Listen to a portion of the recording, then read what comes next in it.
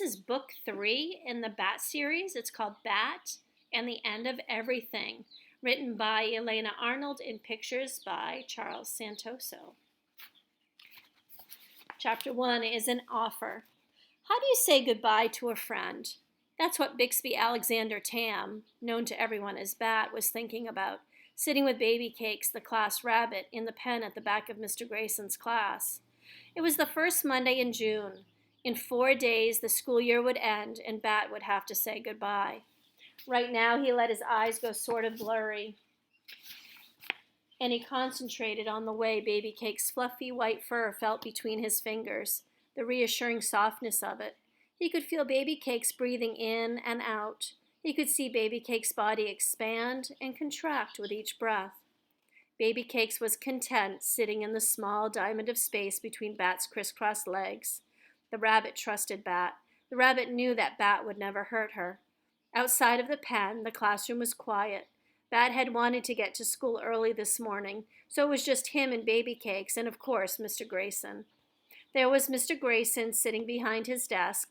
He wasn't grading papers or writing notes about the day or doing anything as far as Bat could tell.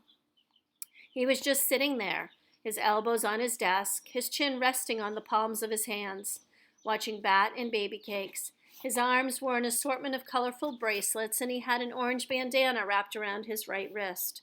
Bat looked back down at the rabbit. He wondered how long Baby Cakes would be comfortable sitting right there, just like that, if nothing came along to interrupt them.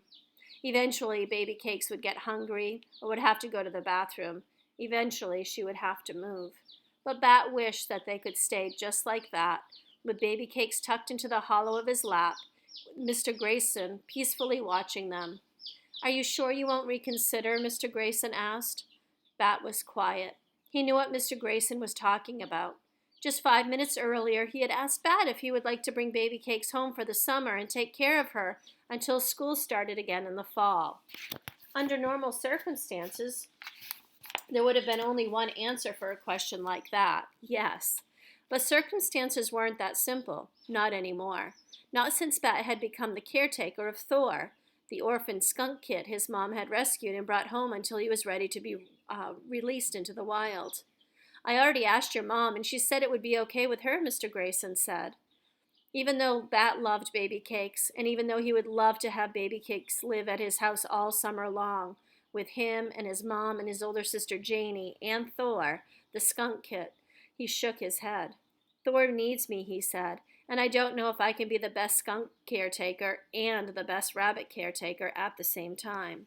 Mr. Grayson pushed back his chair and stood.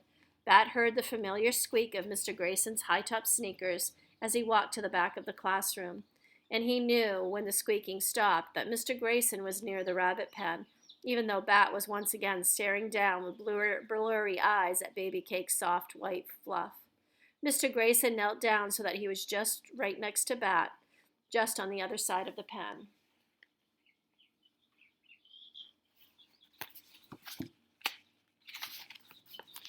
"Bat," he said, "you know, summer is almost here, and pretty soon it's going to be time to release Thor. And I thought, well, your mom and I both thought that maybe having Baby Cakes around could help make it easier for you when the time comes to say goodbye." There was that word again, the same one Bat had been thinking about: goodbye. Bat didn't mean to make a sound. He knew how important it was to be quiet and still if he didn't want Baby Cakes to hop away, but the sound came out anyway, kind of high-pitched and loud, like a chirp, but sadder. And Baby Cakes twitched her ears and jolted away, in one swift hop out of the shelter of Bat's lap, and with 2 more hops into the plastic hutch, until only her fluffy white hindquarters were showing. "Think about it a little more," Mr. Grayson said. "We can talk about it this week. There's still time." Bat rocked a little bit, forward and backward, the way he sometimes did when he was feeling overwhelmed. Mr. Grayson said that there was still time, but time, Bat felt, was moving much, much too fast. And Chapter 2 is A Perfect Plan.